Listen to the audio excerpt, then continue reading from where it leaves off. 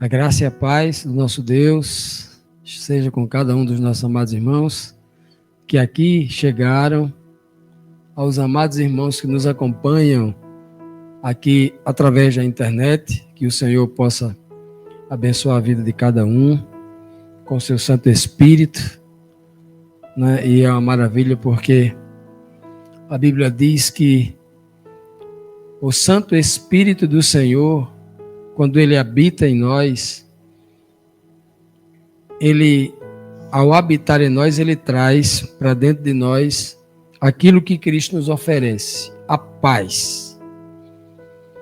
E a paz é uma palavra tão linda.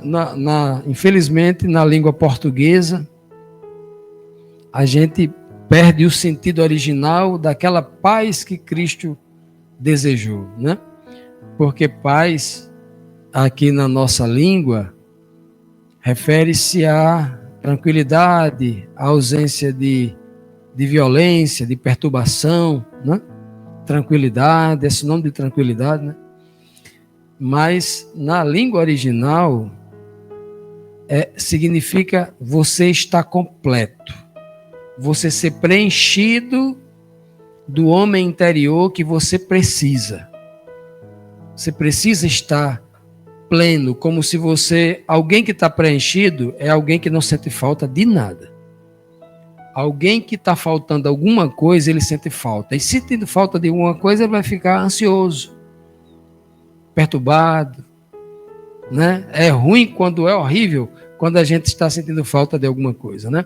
E o Espírito do Senhor é que traz isso às nossas vidas. O tempo todo Jesus está oferecendo assim, olha, o homem interior, ele precisa ser priorizado, a gente precisa buscar mais a edificação do homem interior, porque a gente dedica muito tempo para a edificação do homem exterior, né?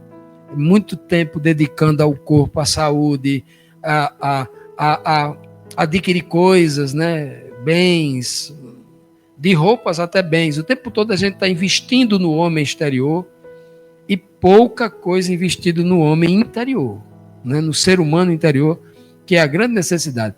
E esse é um dos temas que nós resolvemos trazer hoje. Acabamos a série na semana passada de tipo e antítipo, né? E hoje o tema que eu trago é coragem. Dentro da palavra coragem, nós encontramos duas palavras, dois verbos, né? O verbo orar e o verbo agir. Então, sem essas duas palavras, sem essas duas ações, aí vai nos faltar aquilo que o Espírito de Deus se propõe a nos trazer. A coragem. O Espírito de Deus traz coragem através do ânimo, do consolo e de uma palavra linda. Essa palavra eu acho linda demais. A palavra é refrigério. Essa palavra refrigério, ela vem de uma sensação física, mas ela quer tratar de algo espiritual, né? Hoje, se você falar assim, Senhor, nos toca com o teu espírito refrigerante, aí o pessoal vai pensar logo que eu estou falando ali em Coca-Cola, né? Em Fanta, em Guaraná, essas coisas. Mas a palavra refrigério, ela é linda. Sabe aquele frio gostoso que a gente sente? Aquele frio na coluna, aquela coisa maravilhosa, né? Você sentiu isso quando se apaixonou pela primeira vez pela sua esposa, pelo seu esposo? Quando participou de algo assim que lhe trouxe muita saúde, coisa boa? Quando o Espírito toca em você e você sente aquela coisa maravilhosa, né? Você sente que a sua saúde é colocada para cima. A carne sente aquela coisa boa, né? Então, é isso. É esse poder que o Espírito traz em nossa vida, gera coragem. Coragem, né? Pois bem, vamos tratar então na palavra de Deus essa questão aí da coragem, né? A coragem é uma virtude necessária para todos os seres humanos. Sem ela, sem a coragem, a vida se torna inviável. Nas situações difíceis, sem a coragem para enfrentar e lutar contra os medos, é o fim de tudo. Faltou coragem. Quando o Senhor pede para sermos corajosos, não espera que nos tornemos super-heróis, mas que avancemos apesar do medo. Ele encorajará a todos os que tiverem fé para esperar no seu poder. Então, mesmo o Senhor que pede para que nós sejamos corajosos, ele não pede para que eu enfrente o gigante Golias. Ele não pede que eu vá lá e vença os obstáculos com a minha própria força. Não. Ele pede que eu tenha coragem para dar o primeiro passo em direção à realização, mesmo que eu esteja com medo, mesmo que eu sinta que não tenha força para resolver. E quando eu dou o primeiro passo, a coragem que eu preciso que ela aumente e o poder que eu preciso para vencer vai sendo acrescentado. Então ele pede tanto assim de coragem da minha parte, para que ele me dê tanto assim de coragem para que eu possa vencer. O Senhor é maravilhoso e aí ele nos dá, eu quero tratar dentro do texto, quero fazer aqui quero brincar de parafrasear dentro da palavra coragem, porque a palavra coragem, para que eu tenha coragem, eu preciso fazer duas coisas. Coragem é uma virtude espiritual. Todo mundo aqui tem coragem. Alguns, até os que têm muito medo, têm coragem. Depende dos níveis de coragem, né? Uns têm pouco, outros têm muito, né? Uns têm coragem para alguma coisa, mas não tem para outras, né? Pois é. Mas a coragem da qual eu estou falando aqui, de uma virtude espiritual, coragem, por exemplo, que você tem de combater o pior dos inimigos, que é você mesmo, o homem carnal e os seus desejos, né? Esse é a maior das coragens que a gente tem que ter. A gente morre de medo de combater o homem interior, porque esse inimigo é terrível. É o pior de todos, né? E ele é o mais forte. E a gente odeia, né? A gente odeia ter que abrir mão daquilo que a gente ama, daquilo que a gente gosta, de uma comida que a gente ama, de um lugar, de uma pessoa, né? Então a gente não quer abrir mão disso. De vícios que a gente tem, não quer abrir mão. É difícil você mudar. Não é assim ou não é? Isso é do homem carnal. Todo homem é assim.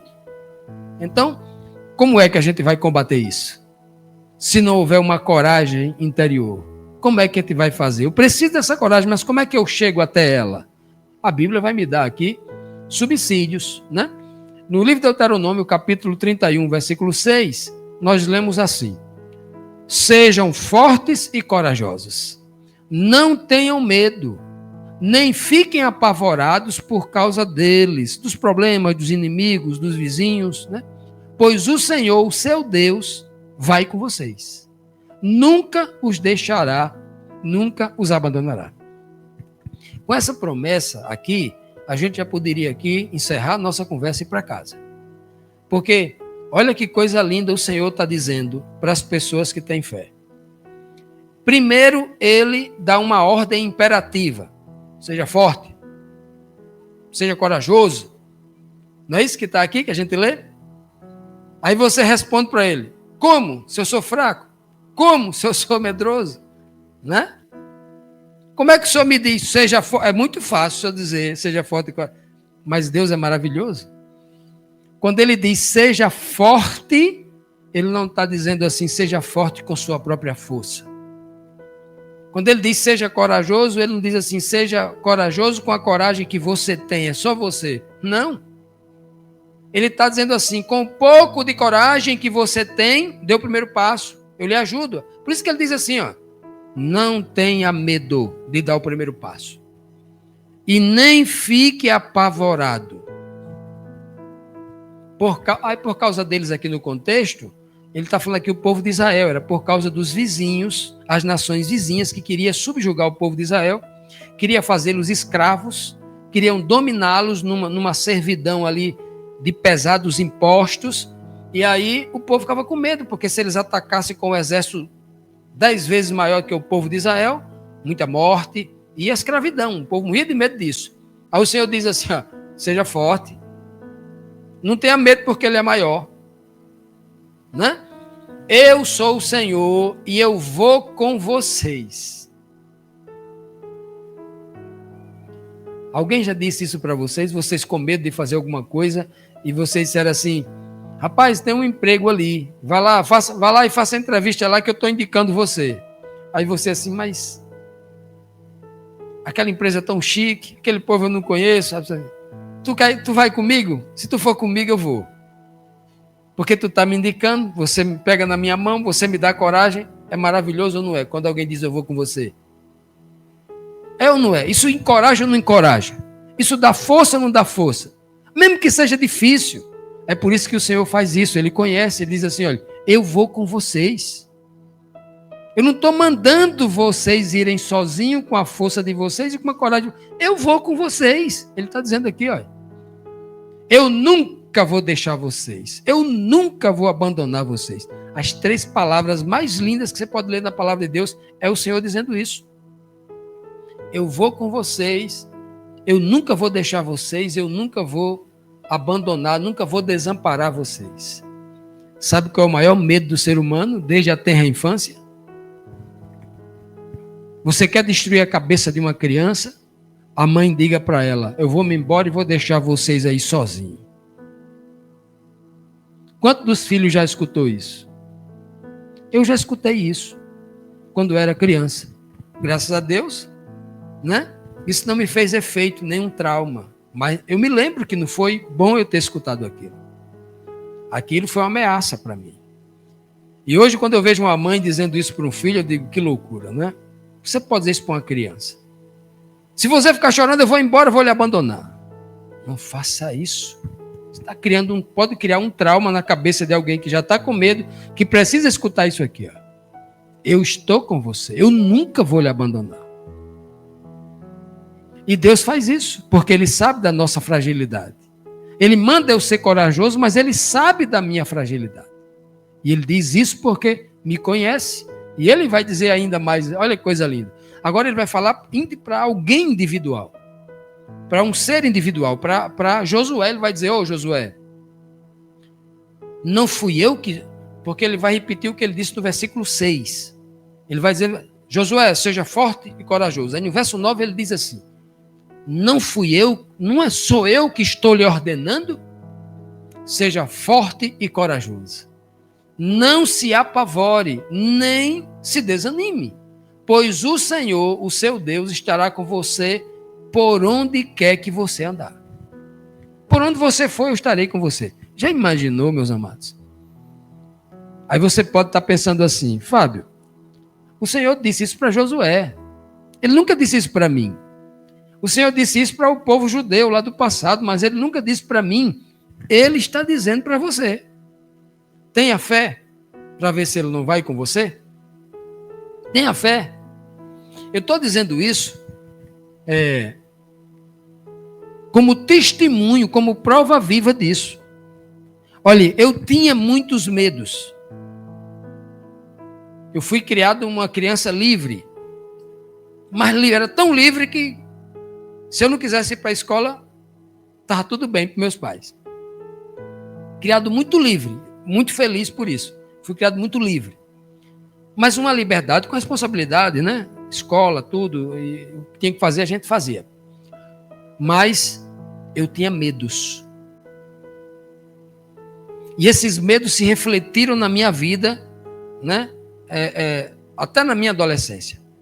Até na minha juventude. E eu tinha tanto medo que eu vim namorar quando eu tinha 20 anos, 19 anos. Porque eu tinha medo de falar com as meninas. Fernando, lá em casa era uma fila de menina querendo namorar comigo. Era.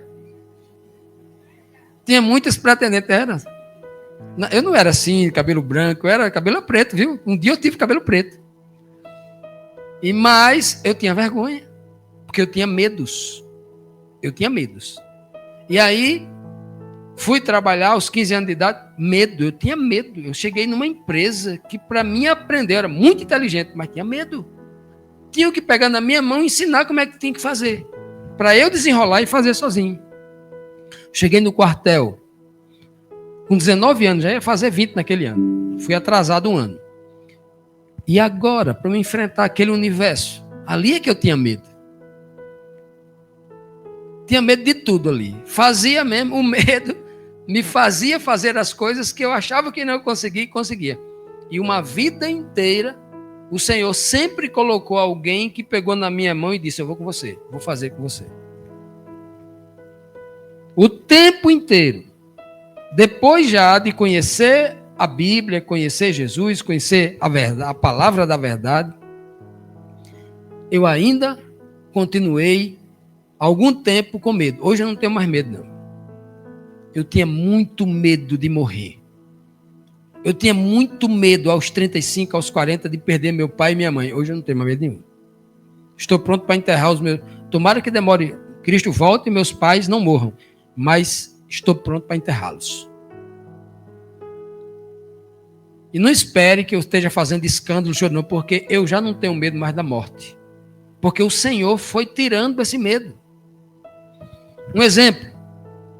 Alguém me deu uma missão uma vez, que eu sempre tive medo de missão. No quartel me dava uma missão e eu realizava, mas com medo.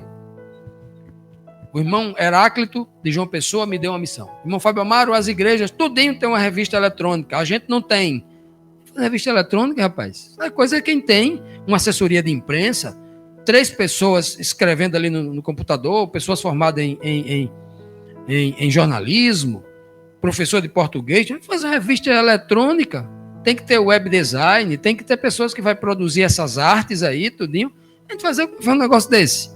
Fui ver as revistas eletrônicas, eu digo que foi um negócio desse, não tem condição não. A coisa mais linda do mundo, a revista das outras, de instituições, de jornais, Aí eu fui ver lá, digo, peraí, rapaz, vamos fazer aqui esse negócio, vamos fazer esse negócio.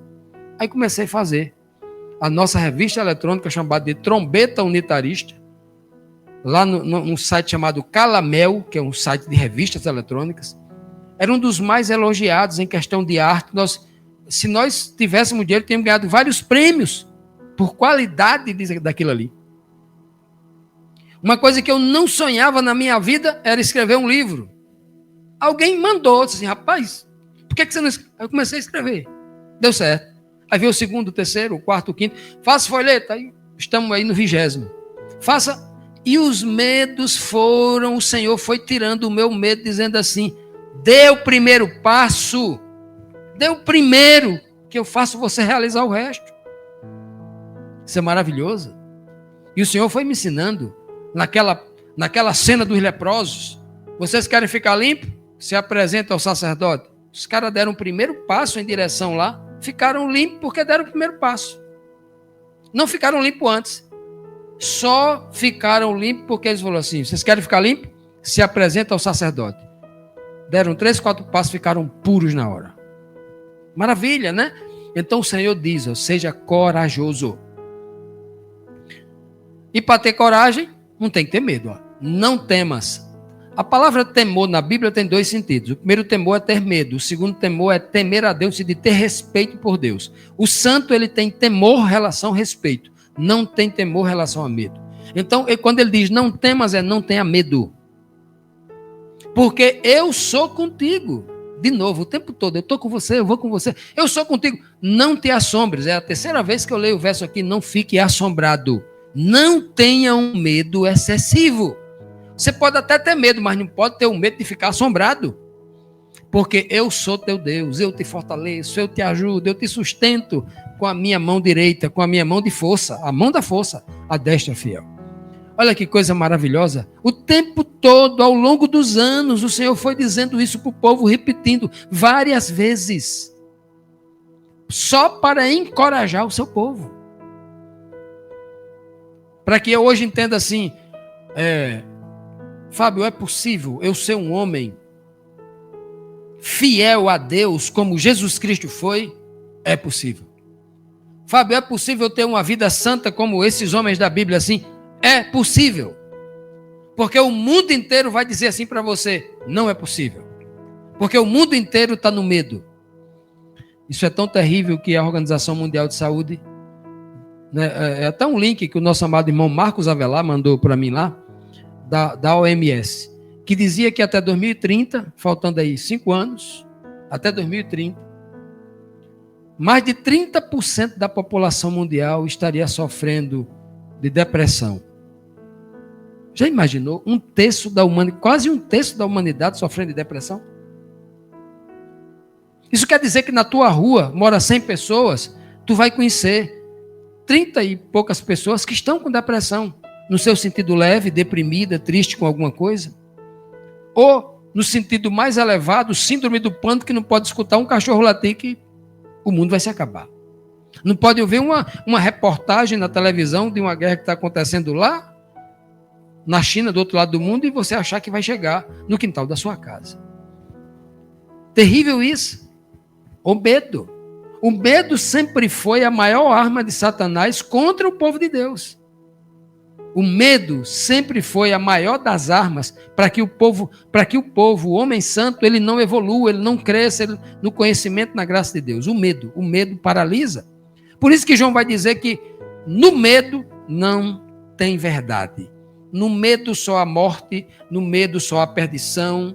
Por isso que eles, no amor, as coisas se aperfeiçoam todas no amor. O amor lança fora todo o medo. Então, quem ama a Deus e começa a acreditar nele, no que ele está dizendo, fazer a vontade dele, você vai ver a mão de Deus lhe sustentando. Isso é maravilhoso demais, né?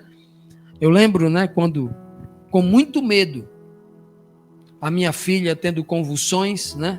Convulsões, 6 meses de idade, convulsões no meu braço, convulsões, aquela coisa mais feia do mundo, a cabeça se transformando ali, parecia um filme de terror aquilo ali, a convulsão toda roxa, a gente pensei que ia morrer a menina, e aí os médicos fazendo exame, é uma mancha de 3 centímetros, 4 centímetros na cabeça, tem que fazer cirurgia, tem que abrir a cabeça, é um coágulo, é não sei o que, tal, pega exame, né? Eletrocefalograma, tomografia computadorizada, e a gente orando, Senhor, e agora, até o ponto que eu falei, Senhor, eu tinha tanto medo que até para orar eu tinha medo.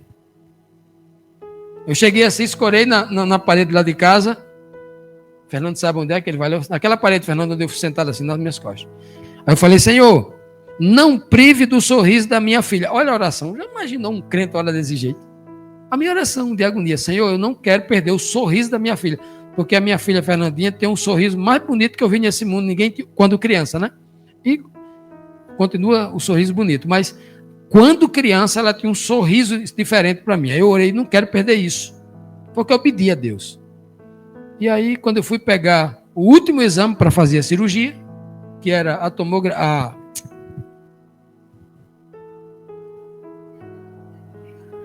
ressonância magnética.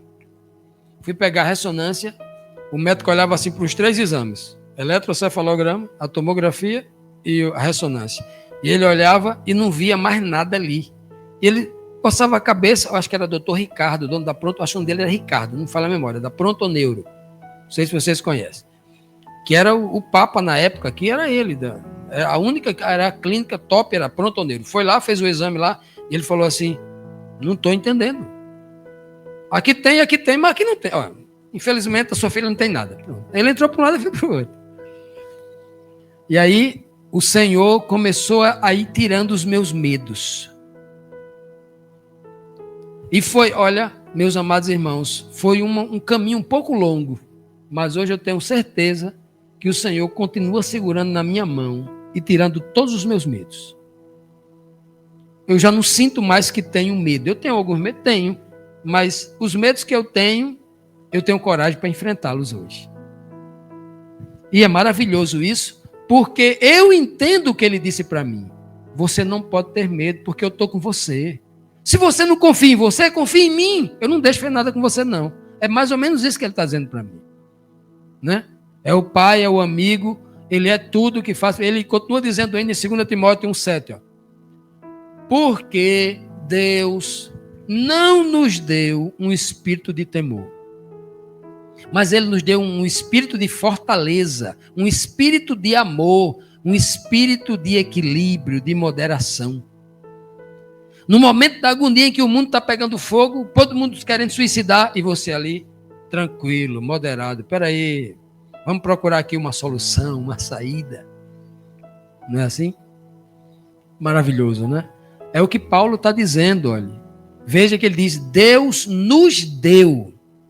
Isso quer dizer que se eu não tenho a coragem, ele me dá. Se eu não tenho aquilo que eu preciso pedir. Olha que coisa linda. E como é que eu vou pedir? Vamos então entrar os fundamentos aí da coragem, né? Como a gente faz para obter a coragem. O primeiro verso de Mateus 26:41, Jesus diz assim, ó, vigiai e orai, para que não entreis em tentação. E qual é a tentação maior? Você ceder ao pecado por causa do medo, pela falta de coragem, né? Na verdade, o espírito está sempre pronto. Você aprendeu uma verdade, sabe que não pode fazer aquilo, isso é bom fazer, mas aquilo não pode. O espírito sabe. Mas a carne é o quê? É fraca. Então, tudo que nós fazemos é cedendo aos prazeres da carne, aos medos da carne. Então, ele diz assim, olha, vou apresentar 2 pilares para vocês. Orar e vigiar. Orar e agir. Porque vigiar não significa ficar espiando a vida do povo, não. Vigiar aqui significa o sentinela que está a noite inteira olhando e trabalhando, agindo em cima do muro, verificando o tempo todo. Ele está trabalhando, ele está agindo para trazer proteção à sua cidade, aos seus. Vigiar significa agir. São os 2 pilares que todo ser humano precisa para crescer na coragem. É vigiar e orar. Olha, o outro texto, né? Aqui é o primeiro ponto aí da coragem, né? Que é a oração, que é orar. Olha, ele diz assim, ó. A primeira pergunta, por que orar é uma necessidade de todo homem que precisa se livrar do medo? Por quê? Olha o que diz a Bíblia. Chegando ao lugar, ele lhe disse, orem para que vocês não caiam em tentação. Chegando a um lugar, Jesus estava com os seus discípulos. Lucas 22 é o lugar ali do Getsêmani, é o lugar onde ele vai enfrentar ali a prisão, a tortura e em seguida a morte, né? Então, chegando naquele lugar, ele chama os seus discípulos e diz assim, com a primeira coisa que Cristo manda fazer para enfrentar tudo aquilo que eles iriam enfrentar a partir dali. Ia perder o seu mestre, ia a cabeça deles ia ficar de cabeça, eles iam ficar de cabeça para baixo, ia perder o sentido. Eles não conseguiam enxergar um caminho, uma resposta. A situação mais difícil dos discípulos era aquela. E o que é que Cristo disse para ele? Orem. Vocês precisam orar. Nas grandes dificuldades da nossa vida, o que é que a gente faz primeiro? Quando o médico diz assim, dá um diagnóstico para você, dizendo, você está com uma doença e aquela doença você morre de medo dela. A primeira coisa que você faz. Qual é a primeira coisa? A tendência do homem é dizer assim, qual é o melhor médico? Qual o contato dele para eu ligar para ele, para eu marcar a consulta? Qual o remédio? Qual o tratamento? Aí lá daqui a 2 horas, quando você vê que tudo isso é difícil, você vai dizer assim, eu vou me lembrar agora de Deus, vou orar a Deus. Se a gente está doente, tem uma gripe, a primeira coisa que a gente pensa é na UPA. Hoje aqui é na UPA. Tem que correr para lá, está doente. Não é a primeira coisa que a gente faz? Eu estou falando que é errado você procurar um médico no hospital? Não, todo mundo tem que fazer isso. Eu estou falando que o Deus que nos ajuda, quando a gente ora e fala com ele, ele resolve o problema. Quantas vezes, irmãos nossos, doentes, estavam ali doente, e o médico vai dizer, você tem que tomar o remédio. Mas ele orou e ficou bom sem precisar de remédio em lugar nenhum. Eu mesmo já orei, estando doente, pedindo a cura ali e tal, de uma situação, e o Senhor responde, eu não precisei não, porque não só os sintomas, mas a gente viu que aquilo ficou bom. Já orei aqui, o irmão sabe, contei testemunho aqui do irmão, que a gente foi lá, ungiu ali com azeite e tudo, como a Bíblia manda fazer, né? Como a orientação de Tiago. O irmão estava ali praticamente desenganado ali, e aí o irmão aí está no nosso meio aí, curado, né? Vivendo ali uma vida, né? Buscando ali com coragem viver aquilo que o Senhor tem para cada um deles. Então, a ciência até diz o seguinte, olha, que quando o homem para orar, quando ele ora, ele abre o lóbulo frontal e ali na mente dele, quando o homem ora de verdade, é orar como a Bíblia manda. Não é orar no meio da rua ou como alguns fazem a oração, a reza. Uma reza repetitiva que não diz coisa nenhuma. Eu quero ser curado, mas eu falo, mas não digo que quero ser curado. Eu peço tantas as coisas, né? Não, é uma oração clara, objetiva, sincera, como você está falando com seu pai, com a sua mãe. E aí você diz na oração o que você quer para Deus. Na oração, buscar-me-eis e me acharei quando me buscarem quando? De todo coração, se concentre. Então não é de qualquer jeito. Eu, quando quero orar, quando estou angustiado com alguma coisa, eu vou lá para o meu quarto. Meu quarto é o meu lugar reservado, né? Sozinho, no silêncio, só eu. E eu faço questão de me desconectar aqui da terra para não escutar nenhum barulho. Eu quero realmente sentir que estou a sós com Deus. E ali você ora. Meu amigo, naquele momento o lóbulo frontal abre. E você, na oração, você já começa a enxergar as saídas. Como se alguém estivesse guiando você. Fechou os olhos, começou a orar. Parece realmente o lóbulo frontal ali abre e você começa a enxergar soluções para aquilo. Por que você não conseguiu quando estava lá? E agora começou a orar, começou a ver, né? Muitas das vezes é assim. Outras vezes são testes, você precisa, né, buscar e ver a mão de Deus na sua vida, porque Ele quer ensinar algo muito maior ainda para você. Isso é maravilhoso. Ore, ore. Quer ter coragem? Ore. Ele diz também aqui em 2 Tessalonicenses 3:2, Paulo diz: orem também para que sejam libertos dos homens perversos e maus, pois a fé não é de todas as pessoas. A fé é dada a todo mundo, porque a fé vem pelo ouvir a palavra de Deus. Se você ouve a palavra de Deus e acredita naquilo, já gerou fé no seu coração. E a fé começa a crescer. O processo da fé é o crescimento. Então, meus amados irmãos, percebam bem aqui que Paulo está dizendo assim, olha, orem para que você seja liberto dos homens perversos. Porque a fé não é de todas as pessoas. Se a fé fosse de todas as pessoas, nós não teríamos hoje pastores agora à noite, em várias igrejas, líderes religiosos, pregando coisas que deveriam ser evitadas e deixando de falar coisas necessárias. Pregar a palavra de Deus necessária. Tem gente pregando agora em busca de dinheiro, por exemplo. Em busca de ser visto, de aplauso, de curtida e outras coisas mais. Porque a fé não é de todos.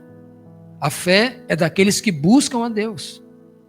A fé é dessas pessoas. Então, orem, inclusive, para ter a fé. A fé é um dos pilares da coragem também, tá? Ninguém consegue vigiar sem fé. No livro de Hebreus 3:18, ele diz, orem, até Paulo diz, orem por nós. Paulo pede oração. Orem por nós. Estamos certos de que temos consciência limpa. Eu tenho consciência limpa em tudo que eu estou fazendo, disse aí o apóstolo. E desejamos viver de maneira honrosa em tudo. Além de ter a consciência limpa, eu quero continuar vivendo de maneira honrosa.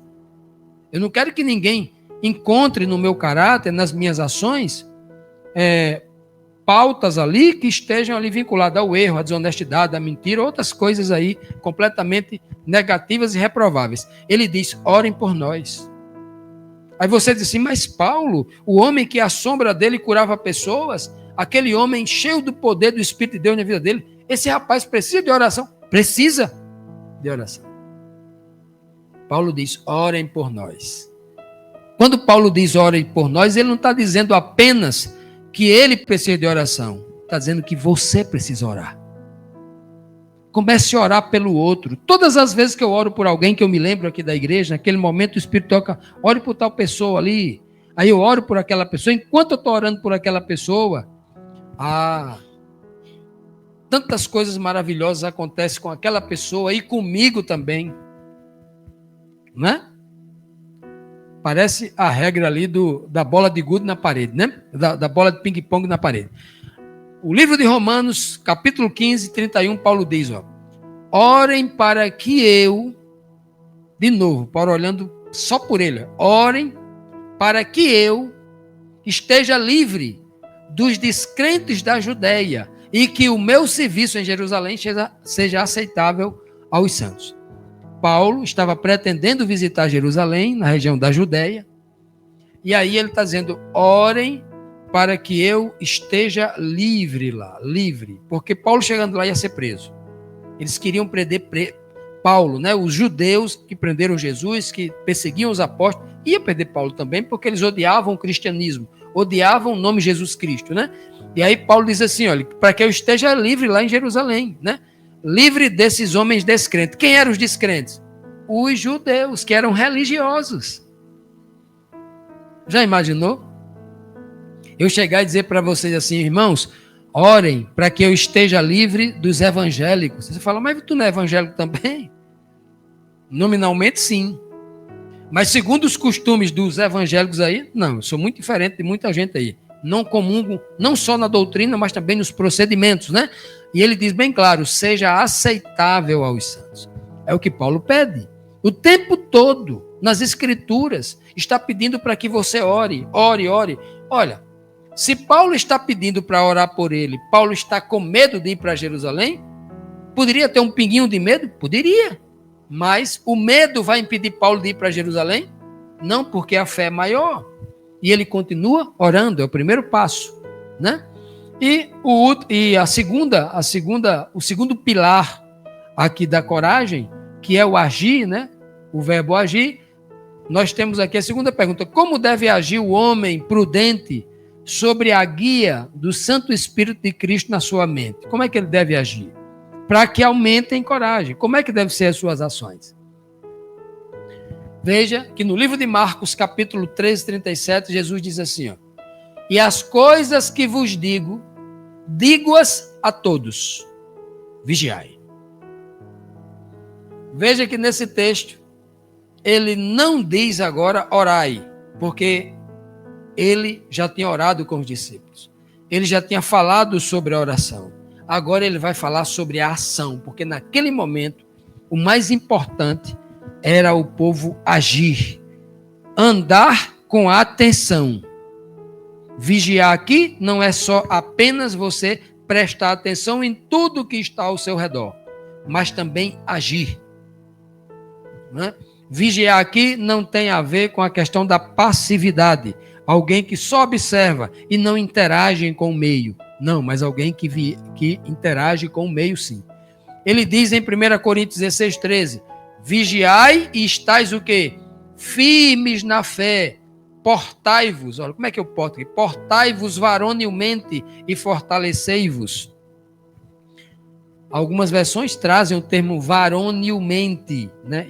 A ideia varonil para algumas, em alguns contextos, está falando do homem másculo, do homem hétero, do homem sexualmente ativo. Não é nesse contexto que Paulo está falando, não.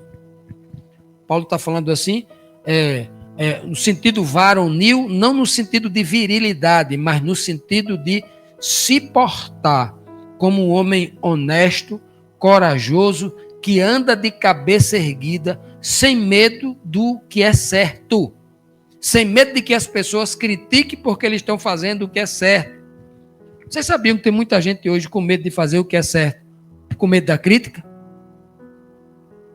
O irmão Bian passou por uma experiência semelhante a uma que eu passei também, que é de encontrar a carteira de alguém que perdeu essa carteira, e aí eu guardar essa carteira e ligar para a pessoa que vai vir pegar essa carteira, mas não comentar com ninguém ao meu redor com medo de eu ser criticado. Porque outra vez eu tinha achado um celular de alguém, um celular até mais caro do que o meu, e eu deixei o celular, porque as pessoas achavam o celular antigamente, o que elas faziam? Ela desligava o celular, abria, quebrava o chip, botava outro, já era seu o celular, não era assim? Eu liguei o celular, fiquei esperando, o celular estava desligado, no chão.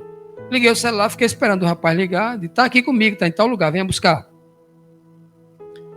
E aí a pessoa disse que eu era um otário. Olha só, eu odeio essa palavra, otário. Eu não sei nem o que significa otário. Né? Até vou olhar no dicionário depois o que significa isso. Deve ser alguém besta, né? Alguma coisa nesse sentido aí. Alguém muito besta, né? Alguém burro que não sabe o que está fazendo, está prejudicando. Eu acho que é alguma coisa nesse sentido aí. E então, a pessoa me chamou de otário. E quando eu encontrei a carteira, eu não disse a ninguém, Bian, com medo. Porque a pessoa dizia assim, rapaz, tu vai entregar esse dinheiro, vai entregar essa carteira. Deixa de ser besta, rapaz. Alguém poderia dizer isso. Então, hoje, muita gente tem medo de ser honesto, com medo do que o povo vai dizer. Já imaginou a situação em que nós vivemos? numa sociedade de inversão de valores. Ele diz assim: ei, se porte, não tenha medo não. Você não está fazendo... Quem tem que ter medo é quem está fazendo as coisas erradas. Você está com medo de estar fazendo a coisa certa? Não tem sentido você ter medo de estar fazendo a coisa certa. Se porte varonilmente, esteja firme na fé. A fé que ele está dizendo aqui é o certo, é o correto, é a verdade, né? E se fortaleça nisso, seja cada vez mais corajoso nisso. Não tenha medo, né? Não tenha medo de dizer a verdade. Outra coisa que o povo morre de medo de dizer hoje, diz assim: eu sou um santo. Porque a própria estrutura gramatical dessa palavra, a etimologia, colocou ao longo do tempo, mudou o conceito original de santo, que hoje é uma pessoa que é perfeita. É uma pessoa que nem tem pensamentos, né, ali equivocados em algum momento. E a Bíblia não diz que santo é isso. Santo é alguém que estava completamente entregue ao erro, sabia que estava no erro e gostava do erro, mas caiu em si e disse assim: agora eu vou me separar para um serviço exclusivo de Deus. Nesse serviço exclusivo, por ignorância, eu posso cometer algum erro. Sou um ser humano, sou falho. Eu vou deixar de ser santo porque eu cometi um erro? Não. Santo quer dizer, você foi separado, foi tirado do mundo para uma obra agora exclusiva de Deus, uma obra sagrada. De onde vem a palavra santo? Ligada ao sagrado. No processo de aprendizagem, você pode escorregar, pode cometer algum erro, isso é do ser humano. E é por isso que Deus mandou seu filho como meu advogado, como seu advogado, para que nesses momentos de dificuldade eu tenha uma segunda chance. Eu confesso o meu pecado, conserte o meu caminho e volte a praticar o certo. Isso é ser santo. Mas hoje as pessoas têm medo de dizer que é santo. Porque se tornou-se feio. Se tornou-se pejorativo você dizer que é santo. E a Bíblia, o tempo todo, Paulo está chamando, estou escrevendo aos santos. Os santos lá de Coríntios. Aí Paulo vai dizer, em Coríntios tem gente que está deitando com a mulher do pai, tem gente que está fuxicando da vida do outro, tem gente que está comendo comida sacrificada a ídolos, tem gente que está cheio de pecado dentro da igreja de Coríntios. E Paulo, os santos. Santo é aquele que sabe que foi separado e continua lutando contra si mesmo. E aos poucos vai vencendo os vícios, as coisas ruins que lhe faz mal.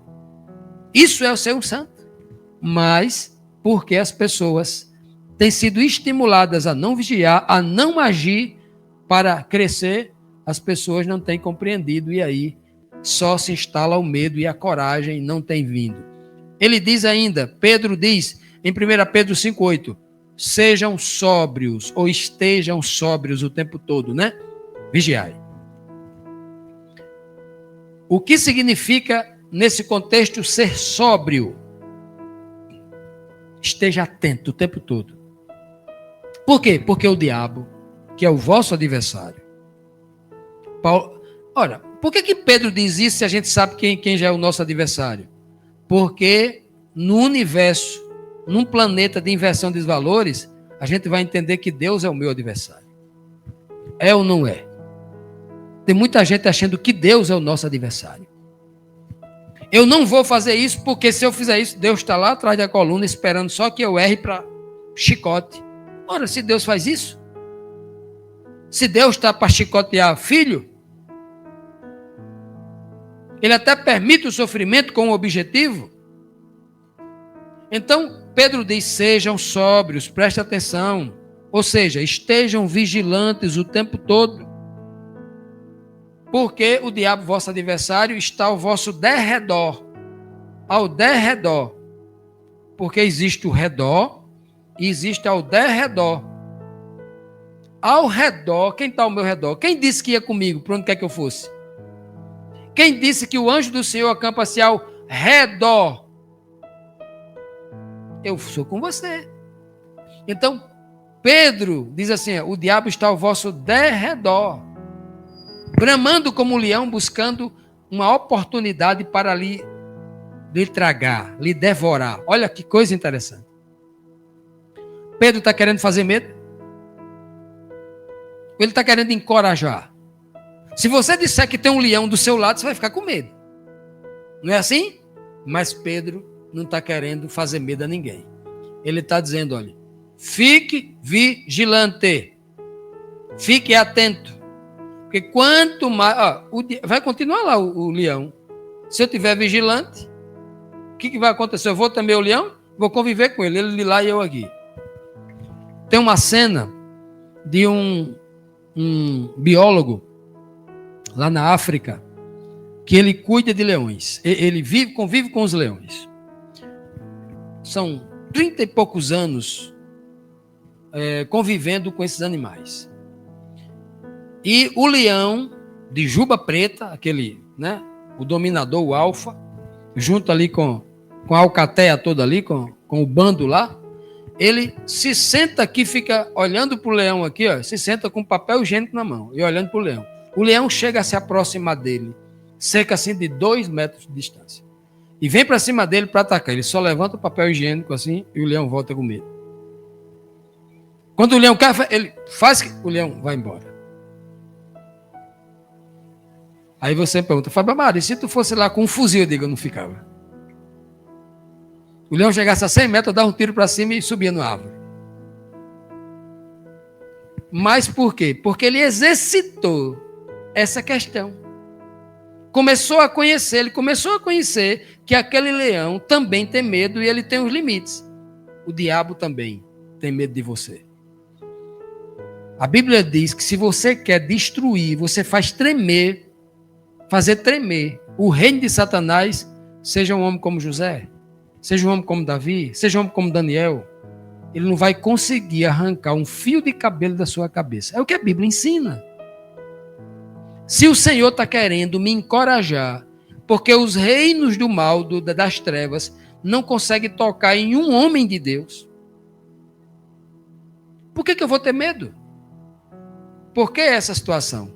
Então, vigiar, né? Não temam, sejam corajosos. E a palavra oração, né? A palavra oração, para a gente fechar aqui, a própria palavra é interessante, ela traz essas duas palavras dentro dela, né? Orar e ação. A palavra oração, na própria palavra nós encontramos. Então, medo é a falta de coragem. Não é isso que a gente diz? Medo não é falta de coragem? O medo é a falta de coragem. Então, para a gente vencer o maior inimigo, que é os nossos medos, precisamos da coragem. Coragem vem da oração e de uma vida de ação. Ação para fazer as coisas de Deus, para fazer o que a Bíblia manda, né?